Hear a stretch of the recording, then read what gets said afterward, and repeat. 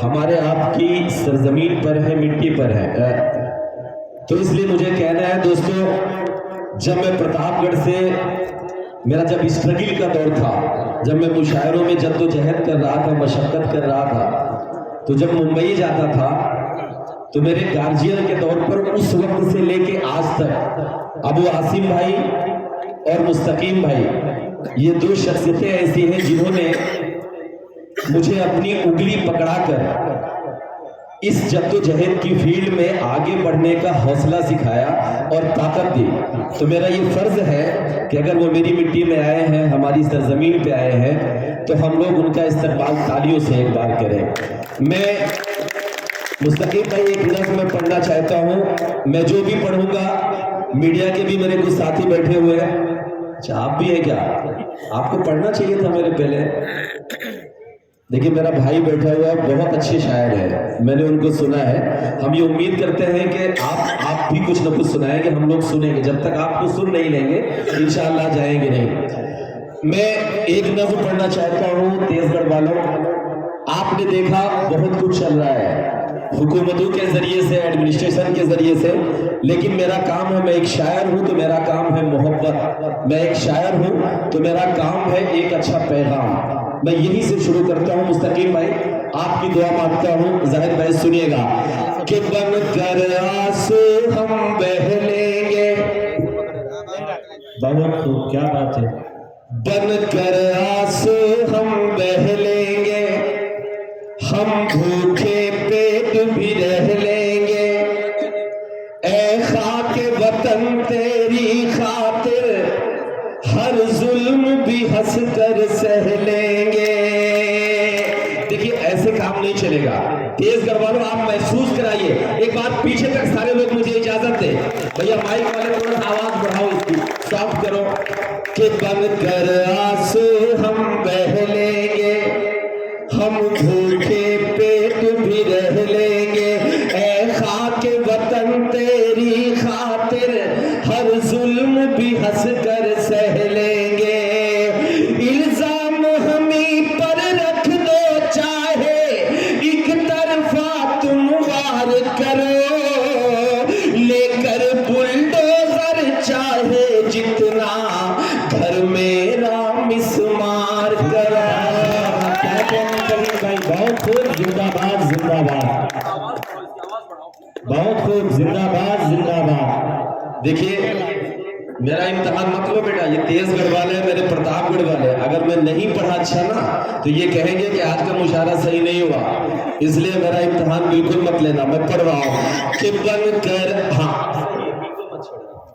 کہ بن کر آنسو ہم بہہ لیں گے، ہم بھوکے پیٹ بھی رہ لیں گے، اے خاک وطن تیری خاطر ہر ظلم بھی ہنس کر سہ لیں گے، الزام ہمیں پر رکھ دو چاہے ایک طرفہ تم وار کرو، لے کر بلڈوزر چاہے جتنا گھر میرا مسمار کرو، یہ آن بھی ان پر قرباں ہے، یہ شان بھی ان پر قرباں ہے۔ تیز گڑھ والوں پوری رات یہ کہا گیا کہ اگلے مصرے پر آپ تالیاں بجائیے، میں کبھی نہیں کہتا ہوں تالیاں بجائیے، اگلا مصرع میں پڑھ رہا ہوں، اور اگر اس محفل میں بیٹھا ہوا ایک بھی شخص اپنا ہاتھ روک سکے تو روک لیجئے گا، میں آپ سے کہوں گا نہیں۔ میں پڑھ رہا ہوں کہ بن کر آنسو ہم بہہ لیں گے، ہم بھوکے پیٹ بھی رہ لیں گے، اے خاک وطن تیری خاطر ہر ظلم بھی ہنس کر سہ لیں گے، الزام ہمیں پر رکھ دو چاہے ایک طرفہ تم وار کرو، لے کر بلڈوزر چاہے جتنا گھر میرا مسمار کرو، یہ آن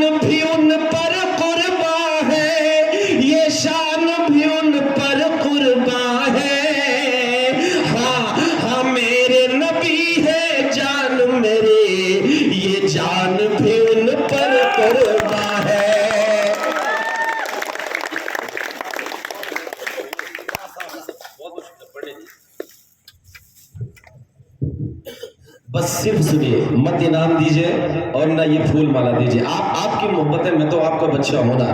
زاہد بھائی مزہ آ رہا ہے نا, پیسہ وصول ہے نا. ہاں تو ایک بار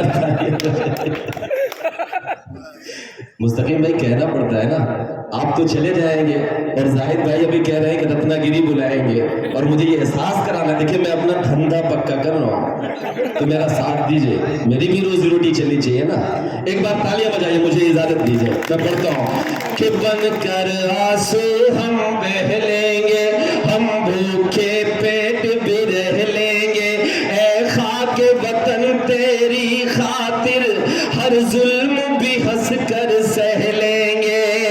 الزام ہمیں پر رکھ دو چاہے ایک طرفہ تم وار کرو, لے کر بلڈوزر چاہے جتنا گھر میرا مسمار کرو.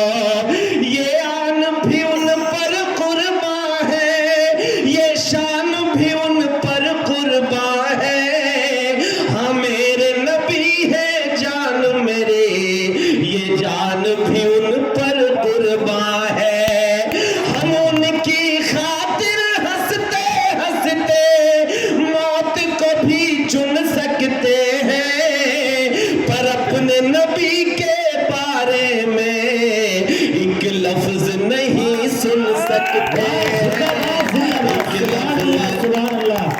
ایک لفظ دیکھیں, ایک لفظ نہیں سن سکتے ہیں, اس کا مطلب تشدد نہیں ہوا, اس کا مطلب نفرت نہیں ہوا, کیونکہ ہمارے نبی تو وہ تھے جنہوں نے ابو سفیان کو معاف کر دیا. جب ابو سفیان کے ہاتھ باندھ کر ان کے سامنے لایا گیا تو میرے نبی نے کہا کہ ان کے ہاتھ کھول دو اور انہیں پانی دو. تو ہمیں تشدد نہیں کرنا ہے, ہمیں حل کیسے نکالنا ہے, ہمیں آئین کے دائرے میں محبت کے ساتھ, پیار کے ساتھ, قانون کی پاسداری کرتے ہوئے. اس لیے بالکل یہ مت سمجھیے گا کہ میں ایسا کچھ کہہ رہا ہوں جس سے تشدد پھیلے. میں پڑھ رہا ہوں کہ ہاں میرے نبی ہے جان میری, یہ جان بھی ان پر قرباں ہے. ہم ان کی خاطر ہنستے ہنستے موت کو بھی چن سکتے ہیں, پر اپنے نبی کے بارے میں ایک لفظ نہیں سن سکتے ہیں, ایک لفظ نہیں سن سکتے ہیں. مستقیم بھائی, پورے دیش میں ایک ہوا چلی, میرے نبی کے بارے میں برا بھلا کہا گیا. میں ایک بند پڑھتا ہوں, تیز گڑھ والوں, میرے اپنوں, میری اپنی مٹی کے لوگوں, آپ سب کی دعائیں مجھے ملنی چاہیے. میں پڑھتا ہوں کہ پر اپنے نبی کے بارے میں ایک لفظ نہیں سن سکتے ہیں. اے میرے وطن تو میرا ہے, یہ دنیا کو بتلایا ہے. اے میرے وطن تو میرا ہے, یہ دنیا کو بتلایا ہے. ہم نے تو تیری خاطر ہنس کر وہ پاکستان ٹھکرایا ہے. زندہ باد. تالیاں کمزور ہے, تالیاں کمزور ہے کہ اے میرے وطن تو میرا ہے, یہ دنیا کو ٹھکرا, یہ دنیا کو بتلایا ہے. ہم نے تو تیری خاطر ہنس کر وہ پاکستان ٹھکرایا ہے. اس دھرتی کی ماٹی ہی میرے پرکھوں کو بھاتی تھی. میرے نبی کریم صلی اللہ علیہ وسلم, علماء کرام بیٹھے ہوئے ہیں. مستقیم بھائی جب وہ نماز پڑھتے تھے تو اکثر سلام پھیرتے تھے اور داہنی طرف جب ان کا رخ ہوتا تھا تو وہ مسکرا دیتے تھے. ایک بار صحابہ کرام نے پوچھا کہ اے نبی صلی اللہ علیہ وسلم, جب آپ داہنی طرف سلام پھیرتے ہیں تو آپ کے چہرے پر مسکراہٹ کیوں آ جاتی ہے, آپ مسکراتے کیوں ہیں؟ تب میرے نبی نے کہا تھا کہ جب میں داہنی طرف سلام پھیرتا ہوں اور داہنی طرف دیکھتا ہوں تو مجھے اس جانب سے محبت کی خوشبو آتی ہے, اور وہ داہنی طرف کوئی اور نہیں تھا, میرا ملک ہندوستان تھا. تب میں پڑھتا ہوں کہ اے میرے وطن تو میرا ہے, یہ دنیا کو بتلایا ہے. ہم نے تو تیری خاطر ہنس کر لایا ہے اس دھرتی کی ماٹی ہی میرے پرکھوں کو بھاتی تھی اسی زمین سے میرے نبی کو ٹھنڈی ہوائیں آتے تھے تو کہ اسی زمین سے میرے نبی کو ٹھنڈی ہوائیں آتی تھی تو میرا ایمان ہے ہم نے تجھ کو رسوا نہیں کیا ہم نے کرسی کی خاطر ایمان کا سودا نہیں کیا ہم نے کرسی کی خاطر ایمان کا سودا نہیں کیا ہم پھانسی پر جھولے تھے یاد کریے جب دیش میں جنگ آزادی کی لڑائی لڑی جا رہی تھی تب دلی سے لے کر امرتسر تک لاہور تک کوئی ایسا درخت نہیں تھا جس پہ علماء اکرام کی لاشیں نہ ٹنگی ہو تب مجھے پڑھنا پڑتا ہے تیز گڑھ والوں آپ کی دعائیں مجھے ملنی چاہیے کہ ہم نے کرسی کی خاطر ایمان کا سودا نہیں کیا ہم نے کرسی کی خاطر ایمان کا سودا نہیں کیا ہم پھانسی پر جھولے تھے ہم پھر سے وہ چن سکتے ہیں پر اپنے نبی کے بارے میں ایک لفظ نہیں سن سکتے ہیں ایک لفظ نہیں سن سکتے ہیں اگلا بند پڑھتا ہوں سنیے گا کہ تم جن کو گالی دیتے ہو ان کے ایمان کو کیا جانو تم ان کی آن کو کیا جانو تم ان کی شان کو کیا جانو تیز گڑھ والوں کہ تم جن کو گالی دیتے ہو تم ان کی آن کو کیا جانو تم ان کی شان کو کیا جانو تم ان کے ایمان کو کیا جانو اللہ کے وہ محبوب ہے اللہ کے وہ محبوب ہے سب پر عظمت بن کر آئے ہیں قرآن پاک کی ایک آیت ہے الحمدللہ رب العالمین جس کا مطلب ہوتا ہے کہ تمام عالم اسلام پر رحمت بھیجنے والے تب پڑھتا ہوں کہ تم جن کو گالی دیتے ہو ان کے ایمان کو کیا جانو تم ان کی آن کو کیا جانو تم ان کی شان کو کیا جانو اللہ کے وہ محبوب ہے سب پر عظمت بن کر آئے ہیں ہندو ہو یا مسلم سب پر رحمت بن کر آئے ہیں ہندو ہو یا مسلم سب پر رحمت بن کر آئے ہیں ہندو ہو یا مسلم سب پر رحمت بن کر آئے ہیں ان کی حکمت یہ تھی حاکم بن کر بھی ناوار کیے دشمن کو بھی گلے لگائے مظلوموں سے پیار کیے مظلوموں سے پیار کیے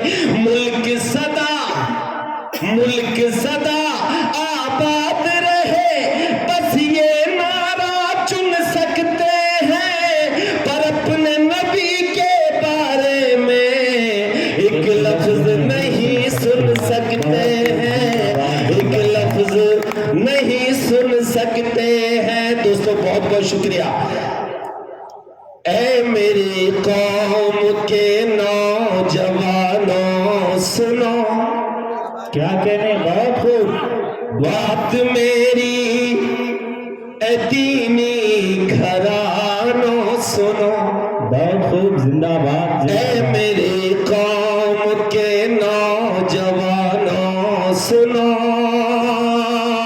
بات میری اے دینی گھرانوں سنو آج تم کو تمہیں سے ملاؤں گا میں، کیا ہو تم یہ حقیقت بتاؤں گا میں، آج تم کو تمہیں سے ملاؤں گا میں، کیا ہو تم یہ حقیقت بتاؤں گا میں،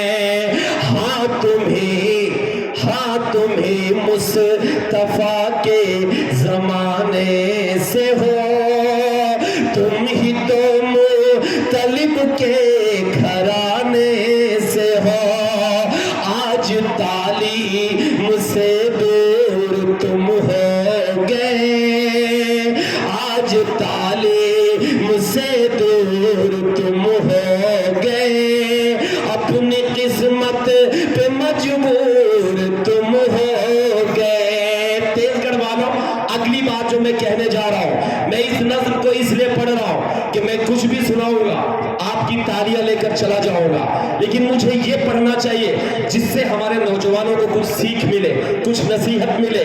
آج جو حالات ہمارے ہیں، جس طرح کی کنڈیشن ہماری ہے، ہمیں فکر کرنے کی ضرورت ہے، ہمیں سوچنے کی ضرورت ہے، اس لیے مجھے یہ کہنے کی اجازت دیجیے کہ آج تم کو تمہیں سے ملاؤں گا میں، کیا ہو تم یہ حقیقت بتاؤں گا میں، آج تعلیم سے دور تم ہو گئے، اپنی قسمت پہ مجبور تم ہو گئے، گھر بچانا ہے اب دین و ایمان کو، گھر بچانا ہے اب دین و ایمان کو۔ یہ اب تالیاں تبھی بجائے گا جب آپ سب بھی سنیں گے، ہے نا؟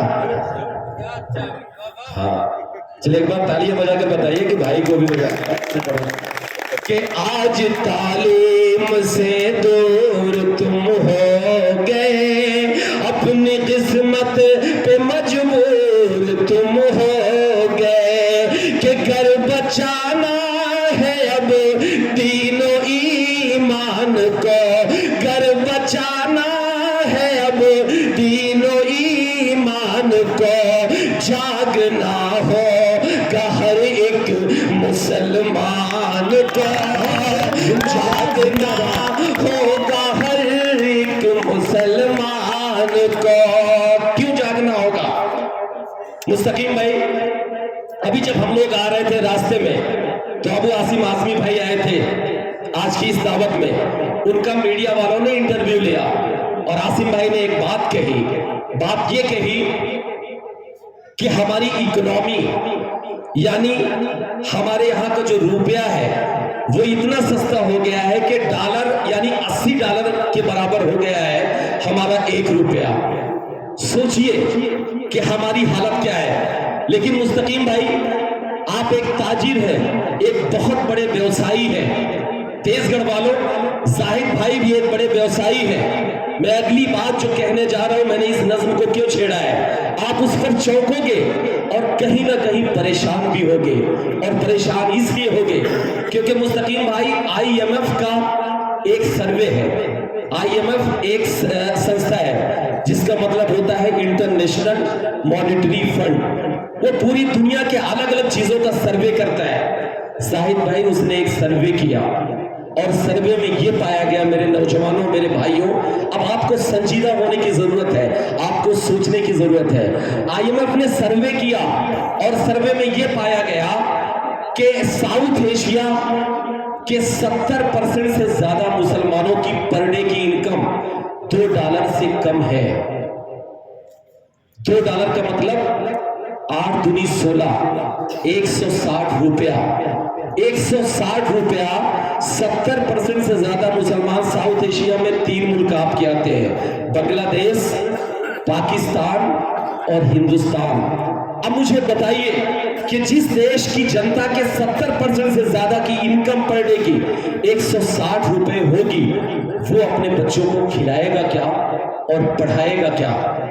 اس لیے مجھے کہنا پڑتا ہے کہ آج تعلیم سے دور تم ہو گئے، اپنی قسمت پہ مجبور تم ہو گئے، گھر بچانا ہے اب دین و ایمان کو، جاگنا ہوگا ہر ایک مسلمان کو، جاگنا ہوگا ہر ایک مسلمان کو۔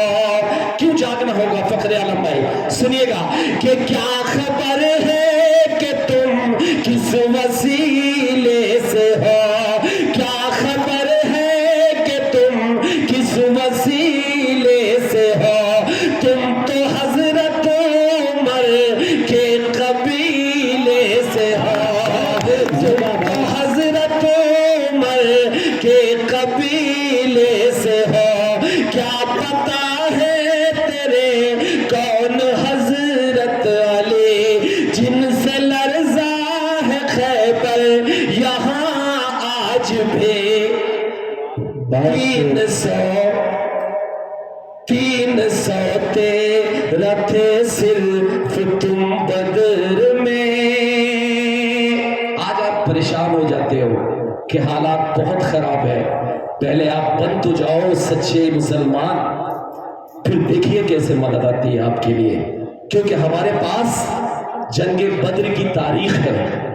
تب پڑھتا ہوں کہ کیا خبر ہے کہ تم کس وسیلے سے ہو، تم تو حضرت عمر کے قبیلے سے ہو، کیا پتا ہے تیرے کون حضرت علی، جن سے لرزا ہے خیبر یہاں آج بھی، 300 تیرا تھے صرف تم بدر میں، 300 تیرا تھے صرف تم بدر میں، یاد کر فتح کر ڈالا میدان کو، جاگنا ہوگا ہر ایک مسلمان کو، جاگنا ہوگا ہر ایک مسلمان کو۔ لیکن زاہد بھائی ہماری سب سے بڑی پریشانی کیا ہے؟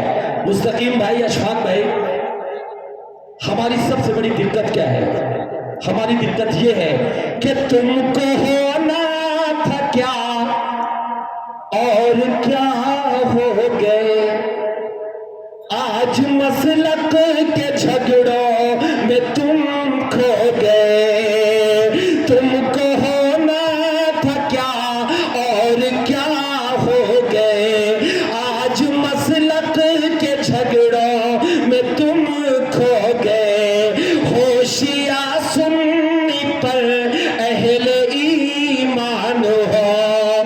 بھائی میں بھی ٹھیک ٹھاک ہوں، ایسا لوگ کہتے ہیں، سن لیں گے تو اچھا لگے گا۔ دیکھیے ہوتا کیا ہے بھائی، معافی کے ساتھ بول رہا ہوں، ایک شعر کو لکھنے میں نا اپنا کلیجہ نکالنا پڑتا ہے، کئی راتیں جاگنی پڑتی ہے، اور مستقیم بھائی جو بیٹھے ہوئے ہیں، آپ یقین مانیے مطلب مجھے یہ بات نہیں کہنی چاہیے، معافی کے ساتھ کہہ رہا ہوں، آپ میرے بڑے بھائی ہو، شہزادہ کلیم کو بلانے کے لیے ٹھیک ٹھاک جیب ڈھیلی کرنی پڑتی ہے نا؟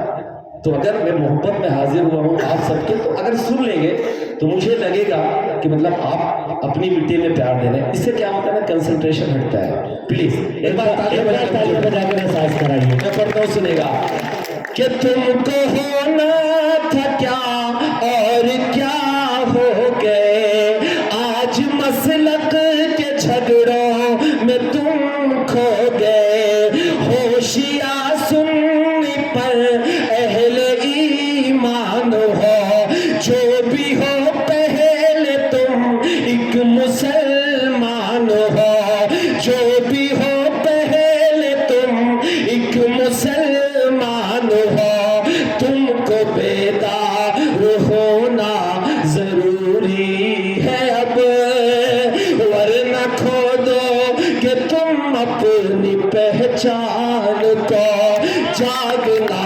ہوگا ہر ایک مسلمان کو، جاگنا ہوگا ہر ایک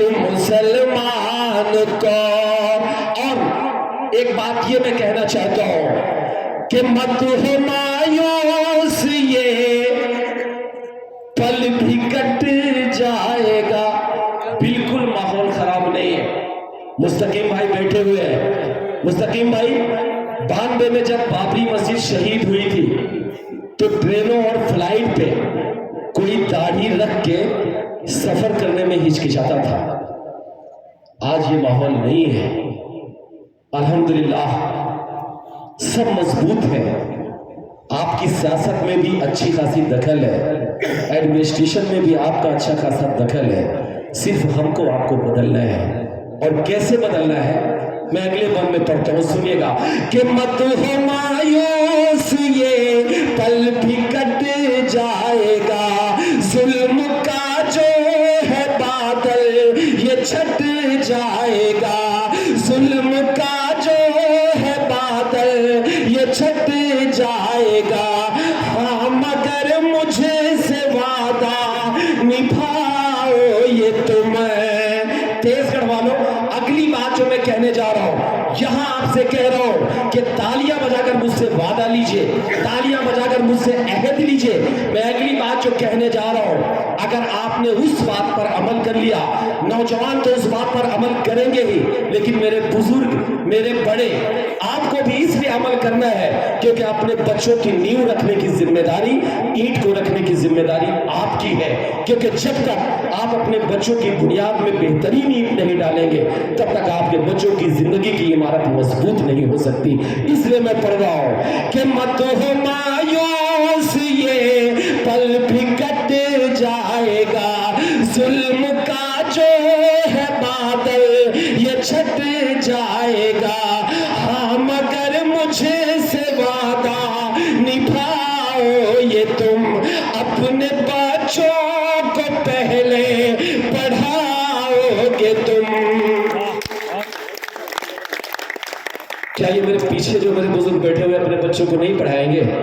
پڑھائیں گے نا؟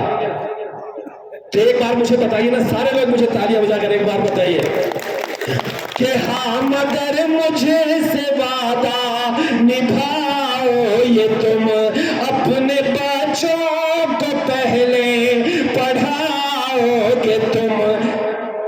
جب خدا ساتھ ہے پھر تو ڈرتا ہے کیوں, جب خدا ساتھ ہے پھر تو ڈرتا ہے کیوں, وہ جھکا دے گا قدموں میں سلطان کو, جاگنا ہوگا ہر ایک مسلمان کو. دوستوں بہت بہت شکریہ. میں سیدھے میری ایک نظم ہے, اب ابھی وہ لوگ سننا چاہتے ہیں, فرمائش ہے تو میں وہ سنا دیتا ہوں, اور اس کے بعد مشاعرے کا یہی پہ اختتام ہوگا, اور پھر انشاءاللہ ہم لوگ پھر کبھی حاضر ہوں گے, آپ سب کو سنائیں گے. ابھی تنے بھی اتاؤ مت ہو, ابھی چھین کے کھاؤ گے کیا؟ ہاں ٹھیک ہے, میں کرتا ہوں کہ سب بڑے ہیں تو ہم لوگ تو ان کے بچے ہیں, ان کا جہاں حکم ہوگا ہم لوگ حاضر ہوں گے. اب ایسے ہم لوگ کہیں گے نا, یہ لوگ سوچیں گے کہ شاید اتنے اتاؤ بیٹھے ہیں. ایسے میں مانتا ہوں کورونا تھا, لیکن اتنے بھی برے حال نہیں ہیں, اور اس لیے بھی نہیں ہو سکتا جہاں مستقیم بھائی جیسے ہمارے بڑے بھائی بیٹھے ہوں ایسے سب لوگ انعام دیتے رہیں گے تو تیرے کو کیا کمی ہے؟ ہاں چلیے ایک بار تالیاں بجائیے, تالیاں بجا کر مجھے بتائیے. ایک نظم میں پڑھتا ہوں. مستقیم بھائی, زاہد بھائی, جمہورت بھائی بیٹھے ہوئے ہیں جو رتنا گیری سے آئے ہوئے ہیں, میں ان کا استقبال کرتا ہوں اپنی سرزمین پر. میری ایک نظم ہے مستقیم بھائی, جمہورت بھائی. آج کے 2 سال پہلے میں بھوپال کے ایک مشاعرے میں تھا. زاہد بھائی سنیے گا, ایک ویڈیو وائرل ہو رہا تھا ٹی وی اسکرین پر, ایک ویڈیو چل رہا تھا. اس ویڈیو میں 5 سال 6 سال کا ایک ننھا سا بچہ جس کے بدن پہ کوئی کپڑا نہیں تھا, ننگے بدن تھا, وہ اسرائیلی فوجوں کے سامنے جن کے ہاتھوں میں AK-47 تھا, وہ بچہ ننگے بدن سینہ تان کر کھڑا ہو گیا اور یہ کہنے لگا کہ جب تک میرے بدن میں جان رہے گی تب تک میں اپنی مسجد اقصی یعنی بیت المقدس پر کوئی آنچ نہیں آنے دوں گا. جب وہ ننھا سا بچہ 5 سال کا 6 سال کا یہ بات کہتا ہے تو اسرائیلی فوج کا نوجوان ہنس دیتا ہے اور 2 قدم پیچھے ہٹ جاتا ہے. وہ بچہ وہیں پر اپنے گھٹنوں کے بل پر بیٹھ جاتا ہے. اس کے بدن پر کوئی کپڑا نہیں ہے. وہ اپنے دونوں ہاتھ آسمان کی طرف اٹھاتا ہے اور اللہ سے ایک دعا مانگتا ہے. وہ دعا کیا مانگتا ہے؟ میں نے اس دعا کو لفظوں میں پرویا اور اللہ نے مجھے پوری دنیا میں پورے دیش میں اس نظم کے ذریعے سے پہچان دلائی. میں پڑھتا ہوں, سنیے گا. بھیا بیٹھ جاؤ بھائی, بیٹھ جائیے, سنیے گا. کہ قہر یہ ظلم کا مجھ پہ ٹوٹا ہے کیوں, اے خدا مجھ سے تو اتنا روتا ہے کیوں, قہر یہ ظلم کا مجھ پہ ٹوٹا ہے کیوں, اے خدا مجھ سے تو اتنا روتا ہے کیوں, لاش اور اجڑے گھر میں دکھاؤ کسے, خون یہ داستان میں سناؤ کسے, پڑھ کے ہوں رو رہا سورہ یاسین میں, تیری دنیا کب پس فلسطین میں, کب تلک ظلم شیطان بتا ڈھائیں گے, کب تلک ظلم شیطان بتا ڈھائیں گے, آسمان سے ابابیل کب آئیں گے, آسمان سے ابابیل کب آئیں گے, آسمان سے ابابیل کب آئیں گے, آسمان سے ابابیل کب آئیں گے. نبی کریم صلی اللہ علیہ وسلم معراج پہ جاتے وقت رات کے آدھے پہر وہ رات پہ سوار ہو کے جبرائیل علیہ السلام کے ساتھ بیت المقدس یعنی مسجد اقصی پہنچتے ہیں. اس بچے نے اس حوالے کا ذکر کرتے ہوئے اللہ سے ایک دعا کیا, اور دعا کیا کیا میں پڑھتا ہوں, سنیے گا. کہ آسمان سے ابابیل کب آئیں گے, آسمان سے ابابیل کب آئیں گے, یہ فضا ہے وہی, یہ جہاں ہے وہی, یہ زمین ہے وہی, یہ جگہ ہے وہی, بیٹھ براق پہ ساتھ جبریل کے, رات آدھی ڈھلے آئے تھے جب نبی, ایک مسلح بچھایا زمین پر میرے, اور سب انبیاء بن گئے مقتدی, اور سب انبیاء بن گئے مقتدی, اس مبارک زمین پر تیرے بندوں کے, اور کتنے کیے سر قلم جائیں گے, آسمان سے ابابیل کب آئیں گے, آسمان سے ابابیل کب آئیں گے. وہ بچہ اللہ سے اگلی فریاد کیا کر رہا ہے, سنیے گا. آپ سب کی دعائیں مانگتا ہوں کہ ایک سالار لشکر جیالا کوئی کر دے پیدا تو اللہ والا کوئی, ایک شالا ایک سالار لشکر جیالا کوئی کر دے پیدا تو اللہ والا کوئی, کہے صحیح بتاؤ ساحل بھائی, اسد بھائی, آج جو مشاعروں کی بدحالی ہے, آج کے 5 سال پہلے بھائی 10 سال پہلے ہمارے جو شعرا ہوتے تھے ان کے ڈائس پر, ہمارے مشاعروں کے ڈائس پر کبھی بیٹھتے تھے, لیکن کہیں نہ کہیں ہم لوگوں کی ہی کمیوں کی وجہ سے آج حالات یہ بن گئے ہیں کہ مشاعرے کے لوگوں کو، شورا کو ان کے پیچھے بیٹھنا پڑتا ہے. تو ہم کو کہیں نہ کہیں سدھرنے کی ضرورت ہے، خود کو بہتر بنانے کی ضرورت ہے. یہ جو سامنے بیٹھے ہوئے بہت معافی کے ساتھ بول رہا ہوں، یہ پاگل نہیں ہے. ڈائس میں جو کچھ بھی ہوتا ہے، مائک پہ مجھے یہ بات نہیں بولنی چاہیے، وہ ان کو دیکھتے ہیں. آپ گٹکا کھا رہے ہو، سگریٹ پی رہے ہو، یہ سب دیکھ رہے ہیں. ہم یہاں سے نصیحت کر رہے ہیں، چونکہ قرآن میں یہی تو کہا گیا تھا نا کہ شورا جو کہتے ہیں اس پر عمل نہیں کرتے. لیکن آگے تشریح میں یہ بھی کہا گیا کہ ہم جو کہیں اگر اس پر عمل کریں تو شورا ایک انقلاب لا سکتے ہیں، شاعر ایک انقلاب لا سکتے ہیں. تو میں بہت چھوٹا ہوں، پلیز میں معافی چاہتا ہوں، مجھے یہ بات نہیں بولنی چاہیے اپنی سرزمین پر. لیکن اگر یہ سب سن رہے ہیں تو آپ سب کی ذمہ داری ہے. ایک بار تالیاں بجائیے ہمارے بھائیوں کے لیے کہ ایک سالار لشکر جیالا کوئی. ایک وقت آئے گا یہ بلائیں گے ہی نہیں، یہ کہیں گے مشاعرہ مت کراؤ. تو کیوں بیٹھیں گے پوری رات؟ تو پھر رتنا گری تو چھوڑ دیجئے، یہاں بھی نہیں پڑھ پائیں گے.